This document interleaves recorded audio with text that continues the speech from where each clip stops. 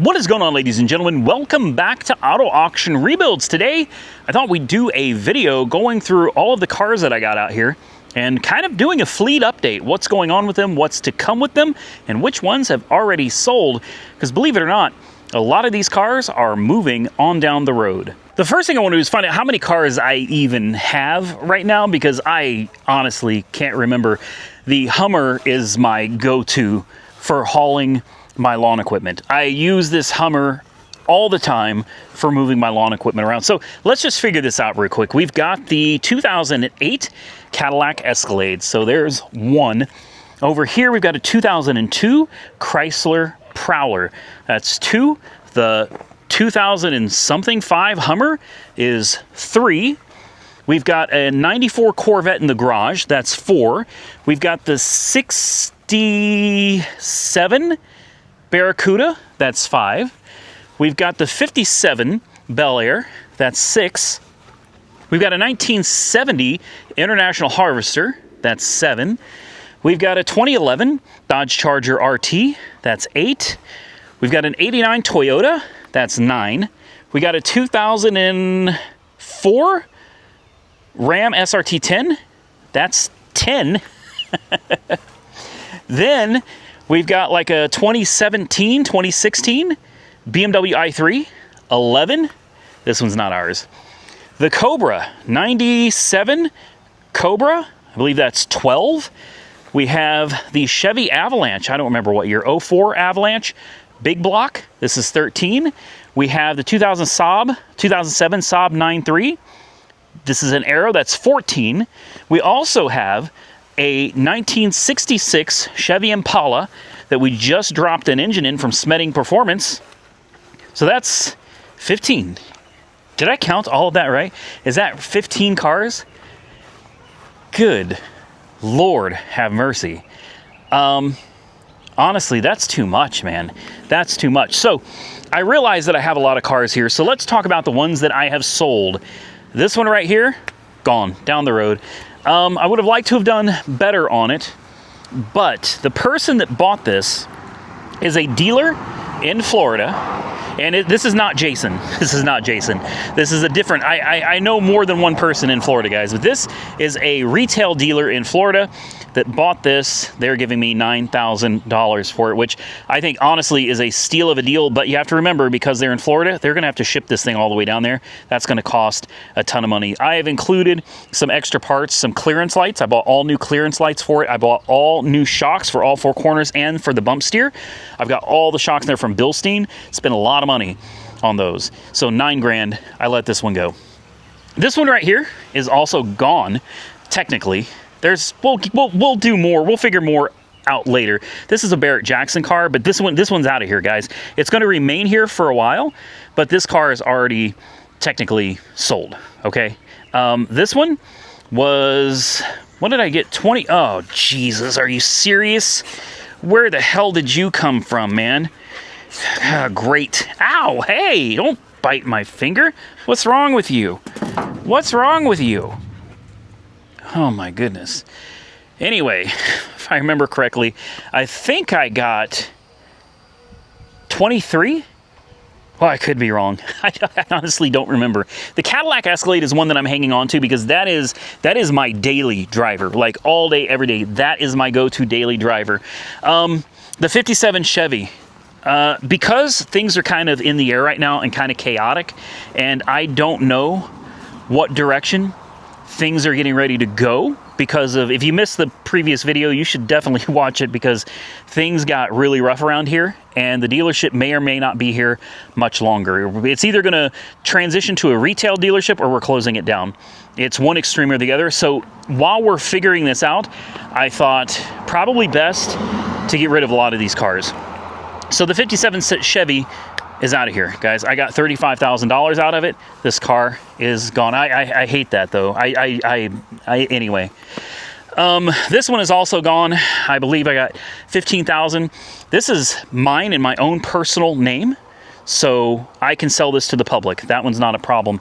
This one, to a dealer, it's out of here. I don't remember what I got exactly for it. I think something like $13,000 or $14,000 out of it. This one, we're going to do the video with my stepson soon, and I'm hoping that he picks this car. We're going to have a few cars that he can pick from. I'm hoping he picks this one. This one also sold to the same dealer in Florida that purchased the Hummer. I gave this to him for $4,000. I thought that was a pretty fair price, and again, he is going to have to ship it all the way down to Florida, so $4,000 for this one. The SRT10, this one is sold also, $19,000. And then we have the BMW i3, sold, by the way, all the ones I'm telling you are sold aside from the Bel Air. Everything else is being sold to dealers, okay? They're all sold to dealers. BMW i3 sold for $9,000. The Cobra I sold as well. I would have liked to have got a little bit more out of it, but I'm happy with where we're at with it because this dealer has bought a lot of cars from me recently, and he gave me, I think it's $5,000 if I remember right. I got $5,000 out of this one. Then we have the Avalanche. I've got to double check. It's the same guy that's bought the majority of these cars, but he also said he might want this one as well. If he decides he wants it, I'm going to give it to him for a steal of a deal, guys. Something like $4,000 or $5,000. I don't remember what we agreed to, but we'll figure it out. And then we have the Saab, and this one is up in the air because Nick has not test driven any of these other cars yet. So it's hard to say what's going to happen to this one. But this one is one that belongs to Nick, but if he picks something different, then I'll probably be sending the Saab down the road as well. So there'll be an update on this one. So here's what I'm going to do. This one is obviously not sold. This one is still not currently sold. So what I thought is I'm going to have Nick in a separate video. We're going to come back. I'm going to have him drive this truck because I think this truck could be a good fit for him. I'm going to have him drive the Saab again so he can, you know, kind of get a feel for it all over again. I was going to let him try out the BMW, but that one is out of here. And what else do we have? Obviously the Charger. He can test drive and decide if he likes and wants this. And then the 94 Corvette that's in the garage. I think that is another one that we should have him drive because I think that'd be a good car. Maybe not everybody's choice for a first car is a C4 Corvette, but at the same time, I mean, it's a Corvette, you know, V8, rear-wheel drive, kind of a hot car. I think we'll let him take that for a drive too, and we'll let him pick. And it's going to be his choice, whatever he picks out of the Saab, the truck, the Charger, or the Corvette. That's his. Now, what else do we have coming? We have the International that I am waiting on a master cylinder for. If we can get the master cylinder in pretty soon, we're going to come back in another video. We're going to try to put on a master cylinder, and I'll try to bleed it on the firewall. It's easy to do. Easier, in my opinion, than trying to bleed it on a bench. If we can get this thing to even have remotely any kind of brakes at all, I want to take this on the 10 mile, guys. I desperately want to take this on the 10 mile. And if it does well, and I suspect it will, I think the next steps for this should be going to Mako. I think it deserves. A lot of you seem really interested in this truck. It's kind of an oddball. It's quirky. It's kind of weird, but it's a nice old truck, isn't it? I mean, I think it deserves a fresh coat of paint with clear coat. Really make this thing just pop. And it's all going to come down to if we can get the brakes going. If it can do the 10-mile run there and back, then I think it's worth putting the money into. Now, let's take a stroll into the shop, and let's take a look at the Corvette. Ah, there it is. My C4 Corvette. Low mileage, although because the odometer screen doesn't work, we don't know exactly what the mileage is. And I think we're somewhere around 50,000 miles on this car. This one, man, I've got a new set of tires. Where are they? Over here by the tire machine. This will be the first set we actually do. We got a brand new set of Michelin Pilot Sport 4s for that car. These were over $1,000 for tires on a car that we don't know if it's even going to be. Here's the deal. I could not put Nick in this car and let him test drive it for you guys on video with these rotten tires. There's just no way. We've got the brakes working again. We're going to do some work on the cooling system, and I think we'll have the cooling system taken care of. I've got some parts on the way that hopefully fix the malfunctioning HVAC system in this. There is a module under the dash called a programmer. And these notoriously go bad. The screen on this that doesn't work, that also notoriously goes bad, and it's a really easy repair. I'll probably send the instrument cluster off to a service to be repaired. Replacing the programmer module under the dash hopefully fixes the HVAC system so that that starts working properly. Then we've got to replace the tires, and then we've got to replace the coolant temp sensor. Once we do those things, the car should be in a pretty good place where it can be taken out and test driven, because I do want Nick to test drive that. I don't know if C4s are popular amongst teenagers today. I know it's an older car, but I mean, I'm sorry guys. I look at this car and I'm just, how could this not be cool? Like, to any generation, how could you look at this car and go, that car sucks? No, man. No, man. This car is awesome, is what this car is. So anyway, we got the tires for it sitting right over here. And I just got a bunch of weights. Now, I've had some people reach out to me, and they told me there are different kinds of weights for different wheels, which is, honestly, it kind of sucks. But these weights right here should fit just about anything I try to hammer them onto. Okay, these should fit just about anything I try to hammer them onto. But there are not only different weights of these, but there's also different patterns. Like this little curve right here, there's totally different patterns to fit on different styles of wheels. So hopefully I've got enough here. I've got everything from, what are these, quarter? These right here, there's practically no weight at all. These are 0.25, so these are quarter. Then we've got probably half, and then I'm assuming 3/4. Then we have 1 ounce, 1.25.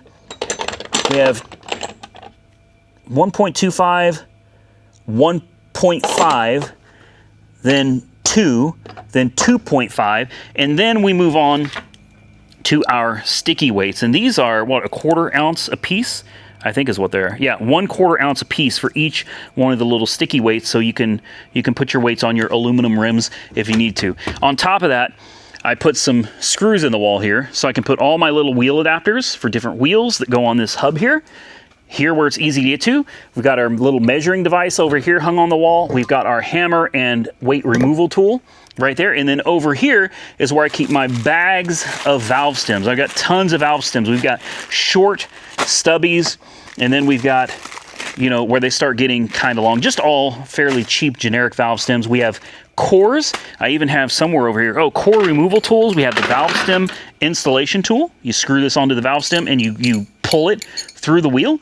So we have the installation tool, then we've got core tools, and then we have a scraper for scraping off the sticky weights from the inside of the rims, and it's plastic so that it doesn't damage the wheel. So I have got everything now that I should need to be able to do basic tire changes and tire balancing, thanks to Built Hard. I don't want to make this whole video about these tire changing machines, but I can't tell you how grateful I am that this company reached out to me and sent this stuff to us, because this right here is a game changer. Being able to do our own tires, wheel balancing, tire changes, this is absolutely huge. So again, shout out to Built Hard. By the way, they did give us a coupon code for these machines. So if you're interested, they're having kind of a pre-4th of July sale right now for the combo. I'm going to put that link with the discount code below this video. I highly recommend you go check them out. We also got to deal with the Speedway wheels. Had a lot of you tell me that this bend really isn't that bad. And I think you're right. I mean, that is pretty rough though. I mean, that's a pretty gnarly bend. But I've had a lot of you tell me that I could pop that back out. I could bend it back out with a hammer and something. And you're right. I think I could. The problem that I'm having with these wheels, and this is a big problem for me, is I spent almost $300. This is something I think a lot of people were not taking into consideration when they were getting into the comment section there. These center caps are the center caps that I want for that car. These are genuine replica. It's funny, but I mean, these are from General Motors. Okay, this is from GM Restoration. These are GM approved replica center caps for these fake replica wheels. Now, these are very heavy. These are metal. These are solid. These are supposed to pop on here and stay. As you can see, it kind of, you see how it kind of catches, but not really. You basically, you can't drive down the road like this, guys. This, look at this. This, come on, can't drive down the road like that. And then these are supposed to go something like this. I don't even know for sure that these are going to, I hope these fit. I haven't tried because I'm afraid of scraping up the wheel. But this is what it should look like. And then just picture it with a tire on it. It's beautiful, absolutely beautiful. But this doesn't do me any good. None of it does me any good because the wheels don't have the right nubs sticking out of here to hold this thing into place. Those nubs fit in that groove, and there's not enough nub to grab it. So these wheels basically don't work. So I need to contact Speedway and ask them. All of this came from Speedway, by the way. The wheels, the center caps, and the trim rings, the beauty rings, all came from Speedway. So I assumed, since I bought them all from Speedway, they would all fit. Guess what? You know what happens when you assume? My dad used to tell me, when you assume, you make an ass out of you and me. Just take a minute and you'll figure that one out. Okay, guys, I think that is everything that we've got out here. We could take them all for a test drive, but honestly, I don't feel like it. You may notice my shop is a little bit cleaner. It's a little more organized. I'm going through and I'm clearing out everything under these tables. I'm trying to make a little more room, throwing away a bunch of stuff that I don't need, clearing off tables. I'm going to get this table out of here to open up some space in here. We got boxes and stuff to go through there. And then I'm going to pressure wash most of the floor, probably from here and there out. I want to pressure wash everything. I don't think these stains are going to come up. That's fine. I just need it to look a little bit better and to be, you know, look at it.